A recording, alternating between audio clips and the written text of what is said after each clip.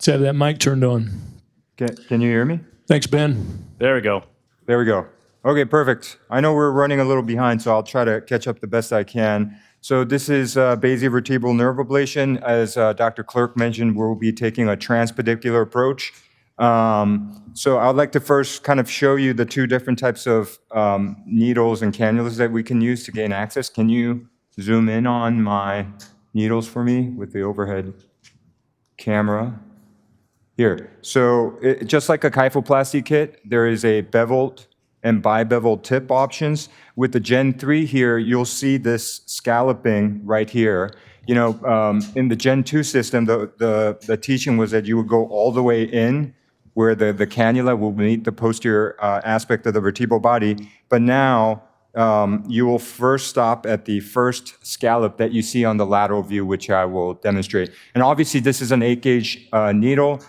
This is not even a cadaver, this is a model. So start off with a spinal needle first and essentially give a lot of numbing medication. I typically give about 10 cc's with a spinal needle, not only to, when you're just first getting started, to get a good idea of the trajectory of what you will follow, but almost doing like a medial branch block and knowing the trajectory that you will take, and you will give about 10 cc's of lidocaine and bupivacaine because it is an 8-gauge system, so you want people to obviously get better from this, but not have too much postoperative pain. So we'll get started. Let's take a picture here. So there's a way to do it off of AP or off an oblique view. So obviously you want to square off the end plates, get a true AP here, and then we'll oblique to me for about 20 degrees. So there's a teaching here. So you could either use the facet joint, as you can see, it's bisecting the disc space about 40 to 50%, which is perfect. Or they say at a given level, multiply that by 5. So at L4, you'll go about 20 degrees, which is where we're at. I'm just going to go touch lateral to that picture there. Now, one more. Yeah, so I'll get started right here, just right over the head of the Scotty dog. Picture. So you're essentially just going down until you hit os. Picture. So I'm on os now. One more picture here before I tap. Picture. Yeah. Okay, picture.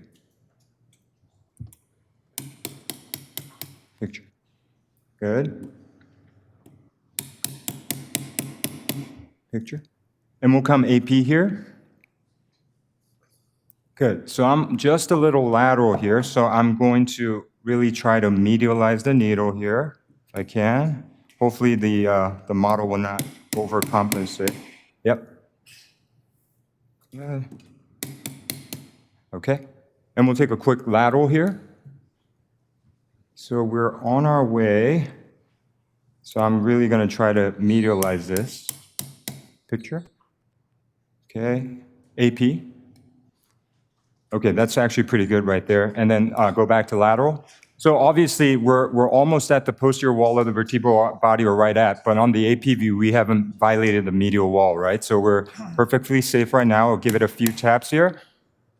Perfect. So you're kind of seeing it's difficult to see the scallop, but you can kind of make out the divot there. And we're going to stop at the first one because we want to start that J curve early. So now I will swap out to the J curve stylet.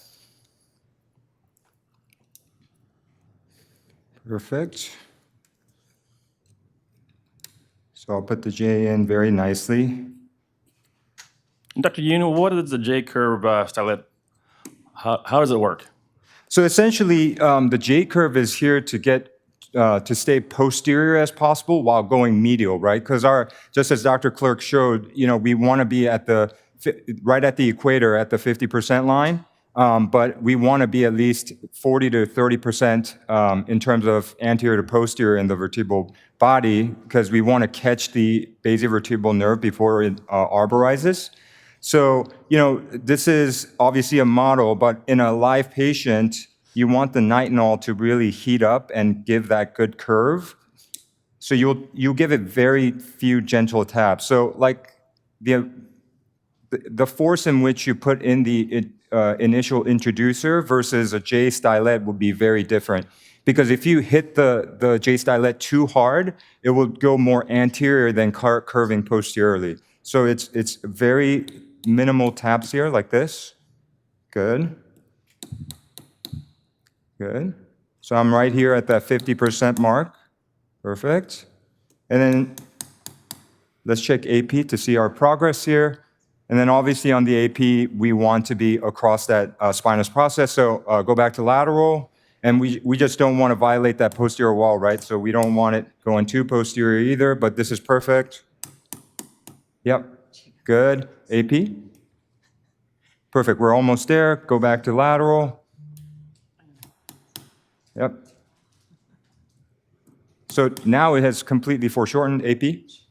So if we're short here, so we're just barely across. So what I'm going to do is actually take that inner metal stylet out, and I can actually put in this straight cannula that has a longer throw. So because we know that we've already made that great curve, we can use this to go a little bit beyond that spinous process on the AP view. Picture? Oh, that's the picture? Yep.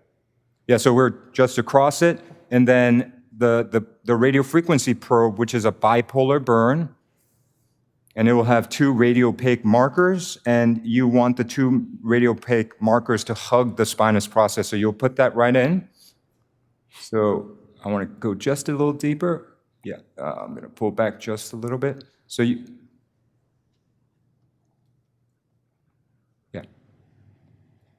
Picture right there. I'm a radiologist, so I need it to be. Okay, so that's perfect. And then we will then essentially take out the nitinol by pushing this out, but just for interest of time, essentially we'll do this. We have two options to either burn for 7 minutes at 75 degrees, right there is perfect, at the 50% mark, 30% posterior. And just anecdotally, people get too afraid of burning too posteriorly. Obviously, you don't want to be right on the posterior wall of the vertebral body. But essentially, from tumor work, when we do radiofrequency ablation for that, the bony cortex actually works as a great heat insulator, as well as the CSF being there. So in my eyes, the more posterior, the better it is. But obviously, you don't want to be right on the posterior wall either. But again, if you're in a great spot like this, some people do argue that you can do the 7-minute burn at 75 degrees, which will give about an 85% volume compared to the 85 degrees for 15-minute burn, which is about a cubic centimeter in terms of the burn zone. So that's BVN ablation. Questions? Excellent. Nice job, Dr. Yoon.